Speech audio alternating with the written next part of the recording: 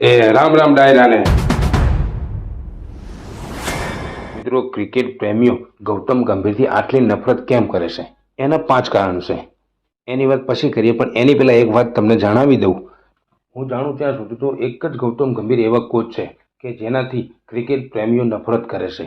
India team માટે એટલા coach આયા અને જ્યાં કોઈ ભારતના કોઈ વિદેશી પણ કોઈનો વિરોધ થયો નથી જેટલો વિરોધ ગૌતમ ગંભીરનો થઈ રહ્યો છે.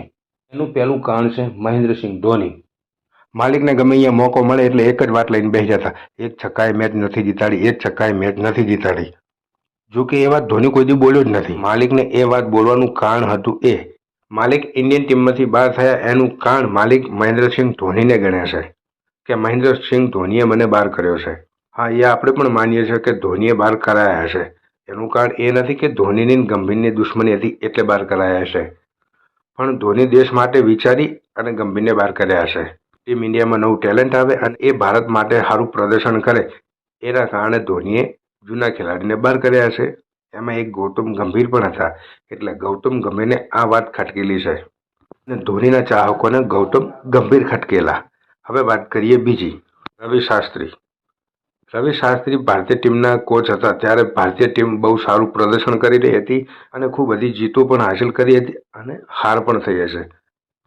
રમતનું તો એક જ નિર્ણય હોય છે, ખોટો હાર ખોટો જીત. પાકિસ્તાન જેવું નથી હોતું કે બધી હારવાની. એટલે રવિ શાસ્ત્રી જ્યારે ઇન્ડિયાના કોચ હતા ત્યારે રવિ શાસ્ત્રીએ વાત કરેલી કે અત્યારે ભારતીય ટીમ પહેલાં કરતાં બહુ મજબૂત છે અને ગમે એ ટીમને હરાવવા માટે સક્ષમ છે, અને એ વાત ખોટી પણ નથી.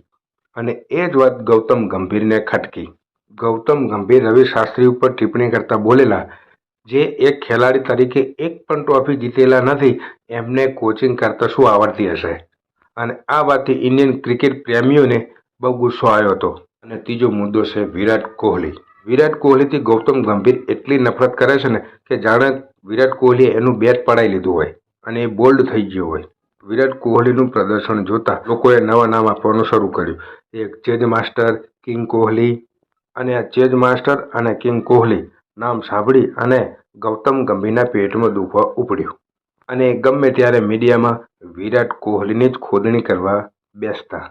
માલિકને મોકો મળ્યો નથી કે વિરાટ કોહલી ઉપર ટિપ્પણી કરી નથી. વિરાટ કોહલી એની કેપ્ટનશીપમાં શું કરી લીધું? વિરાટ કોહલી એના માટે જ રન બનાવે છે. વિરાટ કોહલી કોઈ દેશ માટે નથી રમતો, એ એના પોતાના રન બનાવવા માટે જ રમે છે.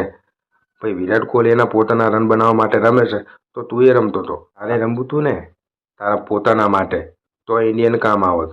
એટલે જ ગૌતમ ગંભીરને વિરાટ કોહલી ગમતા નથી. અને વાત કરીએ રોહિત શર્માની, તો રોહિત શર્માથી એને નફરત છે એક જ વાતની.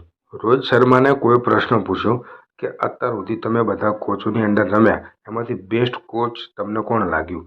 રોહિત શર્માએ રાહુલ દ્રવિડનું નામ આપ્યું અને ગોતીભાઈ બમક્યા. રોહિત શર્માને ટેસ્ટમાંથી રિટાયરમેન્ટ લેવડાયું, વન ડેમાં સુમન ગિલને કેપ્ટન બનાવ્યા. એવું નહોતું કે રોહિત શર્મા કેપ્ટન તરીકે કોઈ સારું પ્રદર્શન નહોતું કે એના અંદર ઘણી બધી મેચો હારી જતા.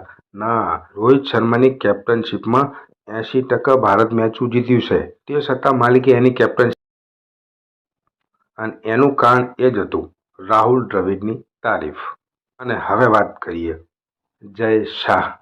ગૌતમ ગંભીરે જય શાહ સાથે પણ પંગો લીધો છે, પણ ગૌતમ ગંભીર એ ભૂલી ગયો કે સામે ગુજરાતી છે. જય શાહ જ્યારે બીસીસીઆઈના ચેરમેન બન્યા અને આ વાત ગૌતમ ગંભીરને ખબર પડી, એટલે ગૌતમ ગંભીરે જય શાહ ઉપર ટિપ્પણી કરતા કીધું કે જેને ક્રિકેટ શું કહેવાય એ ખબર નથી પડતી, જેને બેટ કેવી રીતના પકડવું એ ખબર નથી પડતી, અને એ ટીમ ઇન્ડિયાના ચેરમેન બની બેઠા છે. ઇન્ડિયામાં ઘણા એવા ખેલાડીઓ છે જે ચેરમેન બનવાના લાયક છે, પણ ના, એમને નથી બેહારવા. કારણ કે હવે ક્રિકેટમાં પણ પોલિટિશિયન ચાલુ થઈ ગયું છે, એટલે જય શાહ ચેરમેન બન્યા છે. આવું ગૌતમ ગંભીર બોલ્યા હતા. અને 100% આ રિવાજ જય શાહના કોને પડેલી છે. જય શાહે નક્કી કર્યું કે બેટા તું પણ જોઈ લે એક ગુજરાતી શું કરી શકે છે. અને જય શાહે તરત જ ગૌતમ ગંભીરને હેડ કોચની ઓફર કરી દીધી અને એ પણ કહી દીધું તારે જે સ્ટાફ જોવે એ લઈ લે, તને ગમતા માણસો જોવે એ પણ તું લઈ લે. અને ગૌતમ ગંભીરે સ્ટાફ પસંદ કર્યો કે આર્મ, જે એની સાથે હતો બધો સ્ટાફ ઇન્ડિયન ટીમમાં, અને એ માલિકનો આખો સ્ટાફ ભેગો થઈ અને ઇન્ડિયન ટીમની ધજ્જિયા ઉડાડી રહ્યો છે અત્યારે. આફ્રિકા સામેની પહેલી વન ડેની વાત કરીએ, રોહિત શર્મા, વિરાટ કોહલી, રાહુલ અને જાડેજા આ ચાર ના રમ્યા હોત ને તો મેચ જયેલી જ હતી. તો મિત્રો તમારું શું કહેવું થાય છે ગૌતમ ગંભીર ઉપર કોમેન્ટ કરી અને જણાવજો.